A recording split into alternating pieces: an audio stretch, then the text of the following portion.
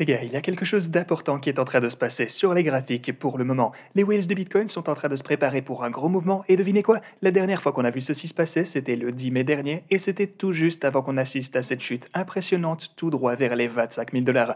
Du coup, aujourd'hui, je vais un peu vous parler de ce que vous devez savoir au plus vite si vous possédez la moindre crypto-monnaie. Donc, assurez-vous de regarder cette vidéo du début jusqu'à la fin.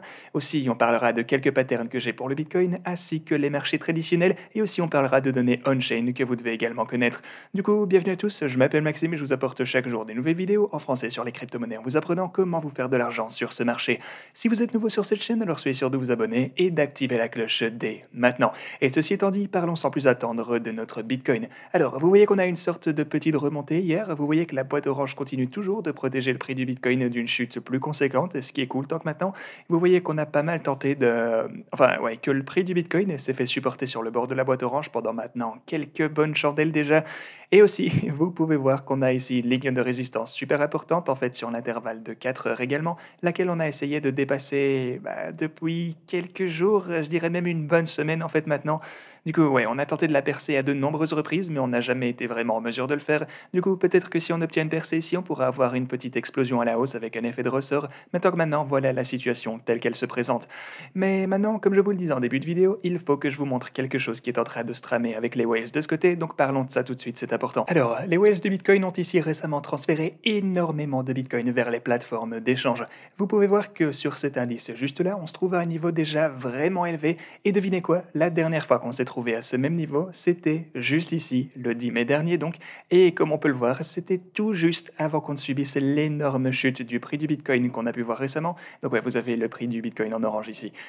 Donc ouais, c'est inquiétant, les whales transfèrent leur Bitcoin vers les plateformes. La fois d'avant, c'était lorsqu'on commençait à voir tout ce fiasco entourant Luna, etc. Vous pouvez voir que le 10 mai, c'est vraiment lorsque les choses ont commencé à dégénérer pour le protocole, etc.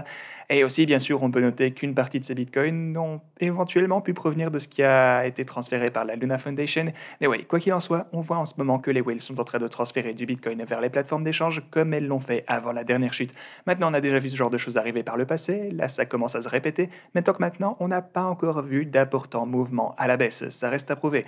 Par contre, on est en train de s'approcher du week-end, c'est à noter, et évidemment, si vous êtes une whale, alors vous allez vouloir tenter de profiter de la faible liquidité ainsi que le plus petit volume qu'on peut voir durant le week-end afin de faire bouger le prix plus facilement si c'est ce que vous voulez. Donc voilà, je vais me contenter de vous montrer tout ça, je ne fais que vous partager les données et ce qu'elles ont induit par le passé, mais en tout et pour tout, je pense toujours qu'on se trouve ici sur un tout gros support les gars. Gardez juste en tête que ça ne veut pas dire que les whales ne vont pas être en mesure de tenter un petit move en vitesse ici très bientôt.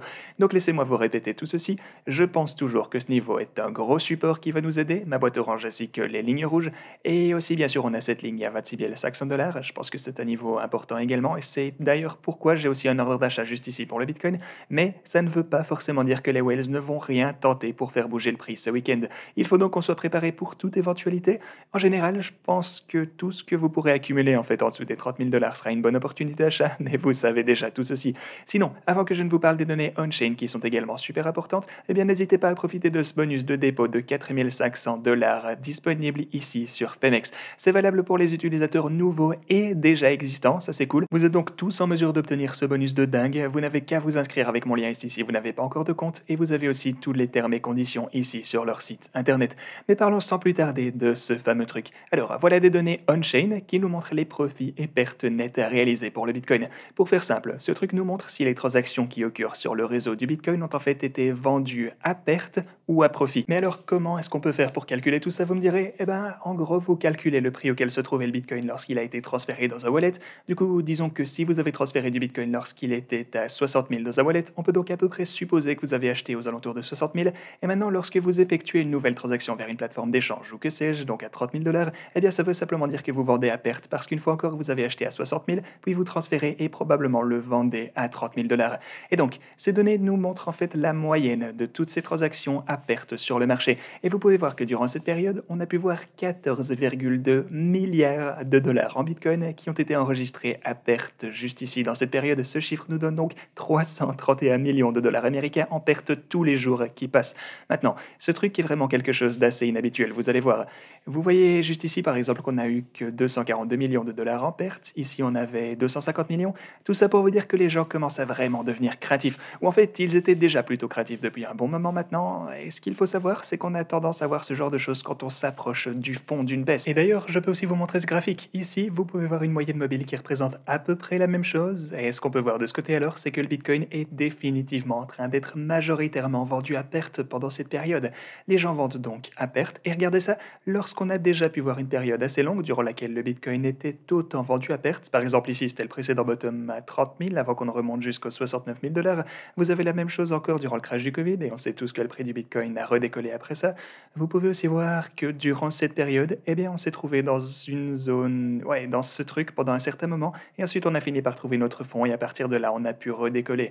Donc genre, ceci ne veut pas forcément dire qu'on se trouve sur le fond en ce moment, ça veut juste dire qu'il est probable qu'on en soit assez proche. Et c'est pourquoi je vous disais aussi que quoi qu'on achète en dessous des 30 000 dollars, je pense que ce sera une bonne opportunité d'achat. Maintenant, est-ce que le fonds va se trouver à 26 000 dollars ou autre? Peut-être même qu'on aura une mèche jusqu'aux 24 000 dollars, mais peut-être qu'en fait on n'atteindra plus jamais ce niveau. Qui sait? Peut-être que demain on va redécoller tout droit et qu'on n'arrivera plus jamais jusqu'ici. On n'en sait rien.